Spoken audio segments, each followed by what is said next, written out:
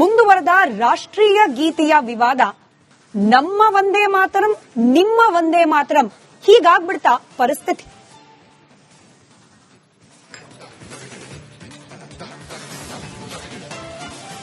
ನಮಸ್ಕಾರ, ಮಹಾಭಾರತ ಚರ್ಚಾ ಕಾರ್ಯಕ್ರಮಕ್ಕೆ ಸ್ವಾಗತ. ನಾನು ಸ್ಮಿತಾ ರಂಗನಾಥ್. ಮೊನ್ನೆ ಸ್ವಾತಂತ್ರ್ಯ ದಿನಾಚರಣೆ ದಿನದಂದು ಕಾಂಗ್ರೆಸ್ ಕಚೇರಿಯಲ್ಲಿ ನಡೆದಂತಹ ಪ್ರಸಂಗ, ಸೋನಿಯಾ ಗಾಂಧಿ ಅವರು ಈ ವಂದೇ ಮಾತರಂ ಹಾಡನ್ನ ನಿಲ್ಲಿಸುವಂತೆ ಸೂಚಿಸಿದ್ರು ಅನ್ನೋ ಒಂದು ಭಾಗ, ಕಾಂಗ್ರೆಸ್ ಕಡೆಯಿಂದ ಇಲ್ಲಿಲ್ಲ ಮಲ್ಲಿಕಾರ್ಜುನ್ ಖರ್ಗೆ ಅವರಿಗೆ ಕುರ್ಚಿ ಕೊಡಿ ಅಂತ ಹೇಳಿದ್ರು ಮತ್ತೊಂದು ಭಾಗ.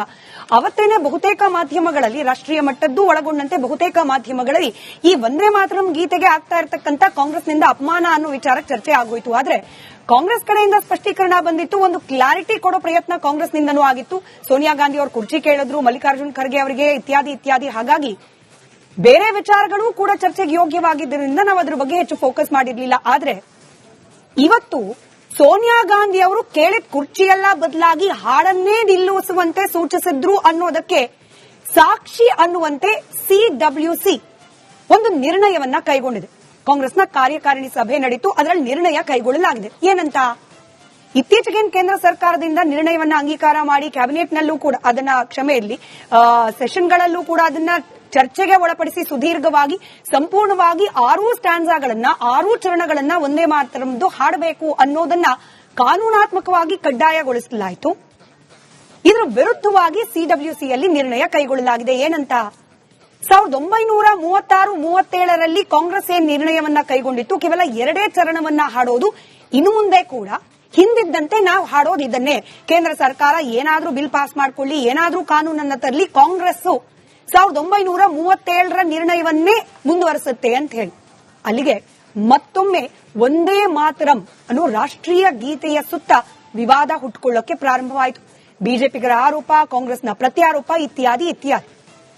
ರಾಷ್ಟ್ರೀಯ ಗೀತೆಯ ಸ್ಥಾನಮಾನ 1950ರಲ್ಲೇ ಸಿಕ್ಕ ಮೇಲೂ ಕೂಡ 2026ರಲ್ಲೂ ಈ ಗೀತೆಗೆ ಸಲ್ಲಬೇಕಾದ ಗೌರವದ ವಿಚಾರದಲ್ಲಿ ಈ ರೀತಿ ರಾಜಕೀಯ ಚರ್ಚೆಗಳ ಅವಶ್ಯಕತೆ ಇದೆಯಾ?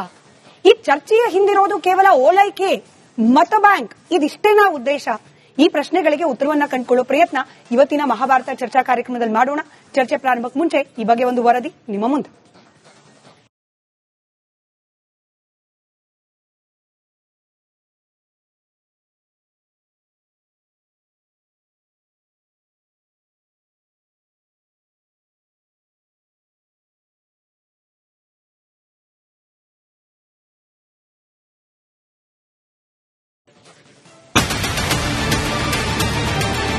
ನಾವು ಆಡೋದು 2ನೇ ಸ್ಟ್ಯಾನ್ಸ. ನಮ್ಮನ್ನ ಜೈಲಿಗೆ ಹಾಕ್ತಾರ, ಫಾಸಿಗೆ ಹಾಕ್ತಾರ, ಆಗ್ಲಿ ನಾವು ತಯಾರಿದ್ದೀವಿ. ಇದು ಈಗ ಕೇವಲ ಬಿಕೆ ಹರಿಪ್ರಸಾದ್ ಅವರ ವೈಯಕ್ತಿಕ ಹೇಳಿಕೆಯಾಗಿ ಉಳಿದಿಲ್ಲ. ಪೂರ್ಣ ವಂದೇ ಮಾತರಂ ಗೀತೆ ಹಾಡದೆ ಗೀತೆಯ 2 ಚರಣ ಮಾತ್ರ ಹಾಡಲು ಸಿಡಬ್ಲ್ಯೂಸಿ ಸಭೆಯಲ್ಲಿ ಕೈ ನಾಯಕರು ನಿರ್ಧಾರ ಕೈಗೊಂಡಿದ್ದಾರೆ. 1937ರ ನಿರ್ಣಯಕ್ಕೆ ಕಾಂಗ್ರೆಸ್ ಈಗಲೂ ಬದ್ಧ. ಈ ವಿಚಾರದಲ್ಲಿ ನಮ್ಮ ನಿಲುವು ಬದಲಾಗಲ್ಲ ಅಂತ ನಿರ್ಣಯ ಕೈಗೊಂಡಿದೆ.